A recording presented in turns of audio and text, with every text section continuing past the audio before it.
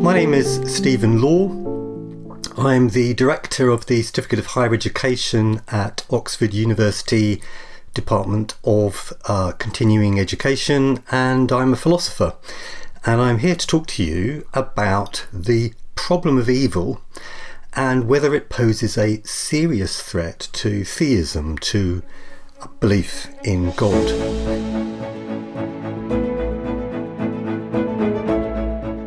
The problem of evil is one of the best known arguments against the existence of God. Calling it a problem is slightly misleading because it's only really a problem for those who believe in God. If you're an atheist, it's not a problem at all. And in fact, it's only really a problem for a particular God. This God, a God with these three attributes. So omnipotence, this is a God who is maximally powerful. Omniscience, a God that is maximally knowledgeable. And omnibenevolence, a God that is maximally good. What is evil then? Evil in this context means moral evil, the morally bad things that we do to each other. We murder, we steal, we torture each other and so on. These are moral evils. And then there are natural evils, which are the examples of natural suffering caused by natural diseases, natural disasters and so on. Two kinds of evil. And the logical problem of evil, as it's known, runs as follows. If God exists, then there would be no evil. Evil exists, therefore God does not exist. Two premises and a conclusion. This version of the problem of evil is called the logical problem. The idea is that the existence of evil, any evil at all, logically entails that there's no God. Now why would that be? Well, I suppose that if God exists, then there would be no evil. Well, if God is all-powerful, he has the power to prevent evil from existing. If he's all-knowing or maximally knowledgeable, he'll know about any evil that exists. And if he's all-good or maximally good, then he won't want there to be any evil. So if there is a God, there won't be any evil. But clearly there is evil, moral evil and natural evil. So it follows that God does not exist. Notice it doesn't matter how much evil exists or how bad that evil is, so far as this argument is concerned. The claim is that any evil at all is logically incompatible with the existence of God. Now, this problem of evil, the logical problem of evil, is widely considered to be not that much of a problem for theism.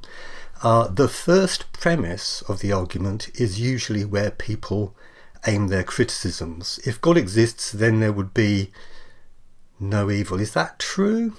Perhaps God would allow some evils if that's the price that God must inevitably pay for certain greater goods. One example of that would be if God needs to give us free will in order to allow us to do good of our own free choice, of our own volition. God will want moral goodness to exist in the universe. That's goodness done by free moral agents. But you can only have moral goodness if we are free, if we're set free. And unfortunately, if we are set free, if our strings are cut, then some of us will choose to do evil. Some evil will exist in the world, but that's the price paid for still greater good. So it might sound paradoxical, but this is an even better world than it would have been if it didn't contain any evil, because that evil is the price paid for still greater goods. So that first premise appears to be false. It's just not true that if God exists, then there will be no evil. And so this argument is widely considered to be a failure. But that brings us then to another problem of evil, which is usually called the evidential problem. You can present this argument in different ways. This is at the bottom of the screen there, you can see my preferred way of presenting the argument.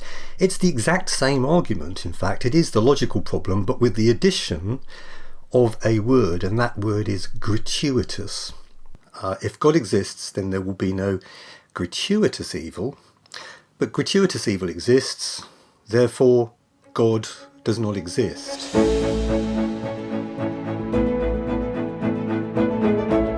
what is gratuitous evil? Well, it's evil for which there is no adequate justification.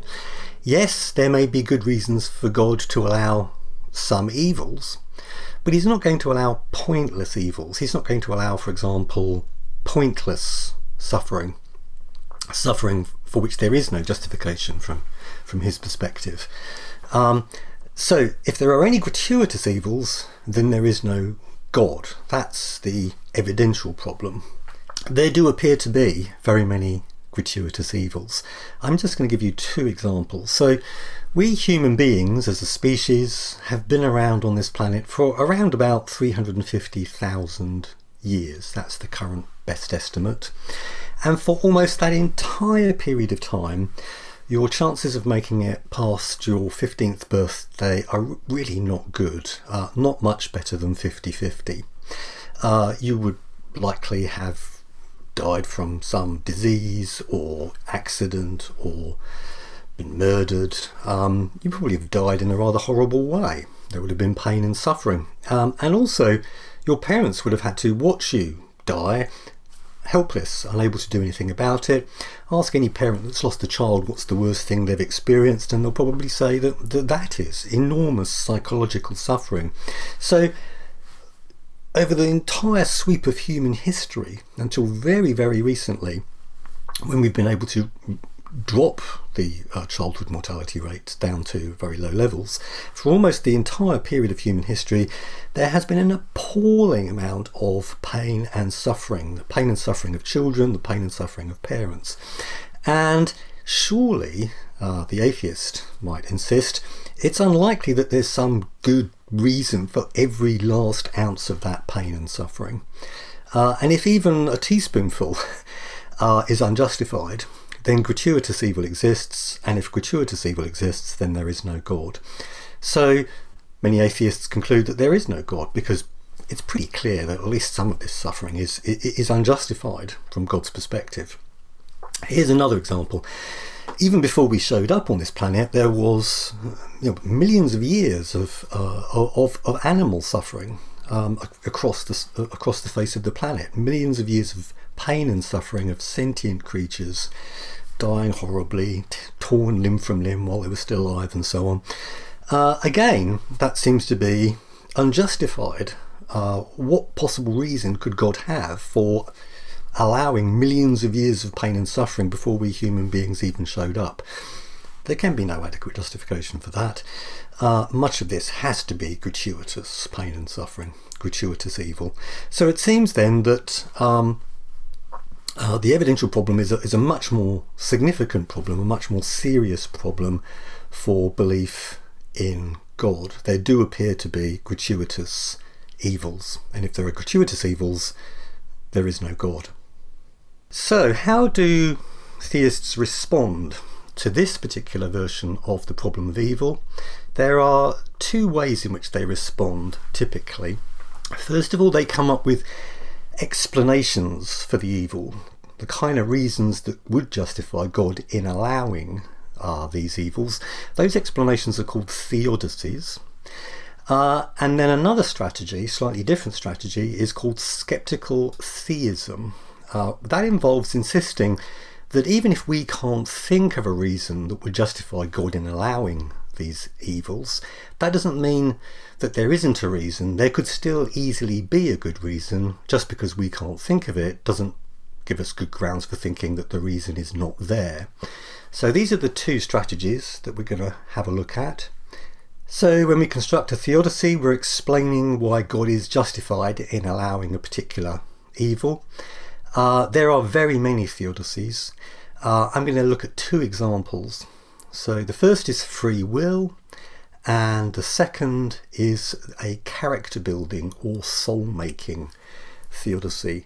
The theologian John Hick offers a version of a character building, or as he puts it, soul making theodicy. So here's free will. So we saw that we can appeal to free will to try to deal with the logical problem of evil. You can also appeal to free will to try and deal with the evidential problem of evil. Why are there terrible wars, genocides and so on? Well, These might seem like gratuitous evils, but God could only prevent these evils by removing our ability to freely choose to behave in a good way or an evil way. And that would remove moral goodness. So, although wars and stealing and torture and so on are terrible things, these are not gratuitous evils, they are the price God has to pay. So free will is one theodicy that we might apply.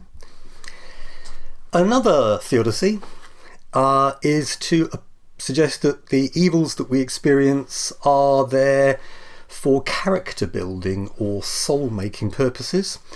Here's an analogy that's often used. If you're a parent and you're watching your child ride a bike, the child may fall off and graze a knee, probably will graze a knee, there will be pain, there will be suffering, but we encourage the child to get back on the bike and continue, knowing that there will probably be more pain and suffering as they fall off yet again. Why do we do that if we love our children? Well, because it's only by going through this process that the child can learn to ride their bike and also have that sense of achievement of having been through this process and come out the other end with that skill. So that's a sense of achievement that you can't have unless you've been through the process. So these are important goods, being able to ride a bike, being able to have that sense of achievement that you can't have unless you go through a certain amount of pain and suffering. So that pain and suffering is not gratuitous. And so similarly, we can explain some of the pain and suffering that we human beings go through by saying that yes, it's bad, it's unpleasant, but it gives us opportunities to grow and develop and become better human beings as a result. And these are very important goods that we couldn't have without the suffering, so the suffering is not gratuitous. There are limitations to these two particular theodicies, however. Here's one very obvious limitation to both of them. They just don't account for hundreds of millions of years of animal suffering before we human beings showed up. Presumably that vast amount of suffering over millions of years was not there to build the characters of the creatures that are being torn limb from limb and eaten alive, nor can we really explain that suffering as a result of them having free will. So there's an awful lot of suffering that it seems that we can't explain using those two theodicies. Supposing that we're struggling then and the theodicies don't appear to do the work, should we concede that actually the evidential problem of evil is a very significant threat to belief in God? Not necessarily. There is a slightly different strategy that believers can employ called skeptical theism.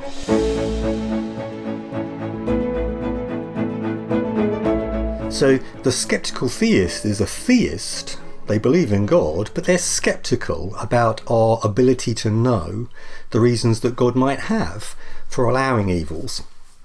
Here's an analogy which skeptical theists often use. If we look into that garage, we can't see any elephants in there. So it's reasonable to conclude that there are no elephants in the garage.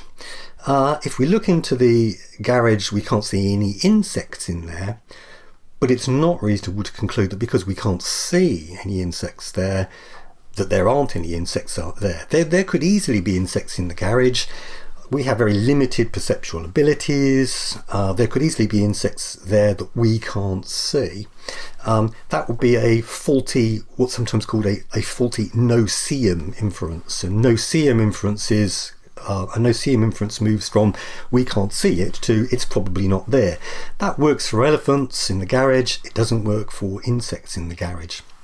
And the skeptical theist says that similarly, the person who says that there are gratuitous evils is saying that there are evils for which there are no adequate reasons. And why do they believe that? Well, because they can't think of any good reason that would justify God allowing the evils. But just because we can't think of such a reason doesn't mean that there isn't a reason back there somewhere. We are very limited in our intellectual abilities. For all we know, there is a good reason and we just can't think of it. So we're in no position to conclude that there are any gratuitous evils. There may be perfectly good reasons for these evils, we just can't think of them. That's skeptical theism. It's a different way of dealing with the problem of evil. Rather than coming up with reasons for the evils, the Theodicies, we say that even if we can't come up with such reasons, that doesn't mean that the reasons aren't there. We're not justified in concluding that they're not there. And so again, we're not justified in concluding that any evils are gratuitous. So those are the two strategies. Do they work? I'll leave you to make up your own mind about that. But let me just finish by reminding you that it's only this very specific God that we're targeting here with the problem of evil, a God that is maximally powerful, maximally knowledgeable, and maximally good. If you take away any one of those three divine attributes, then there is no problem of evil anymore. If God is all powerful and all knowing but not all good, well, that would easily explain the existence of evil. Or if he's maximally good and maximally knowledgeable but not maximally powerful, well, that again would explain why there's some evil. He's not able to prevent that evil. So it's only this very specific God that's targeted by the problem of evil. But of course, this is the kind of God that most people who believe in God believe in. And indeed, it would be widely considered heretical to start removing these attributes from God. So that's the problem of evil. Let me just summarise then. There are two problems of evil, the logical and evidential problems. Evils in this context refers to moral and natural evils. The evidential problem is widely considered the more serious problem. Responses to the evidential problem generally focus on the second premise that gratuitous evils exist, and the responses include either offering Theodicies, that's to say explanations for the evil that we observe, such as free will or character building, soul making Theodicies, or alternatively you could employ skeptical theism. You could get skeptical about our ability to know the reasons that might be back there that would justify God in allowing these evils. Do either of these strategies work? I'll leave you to make up your own mind about that.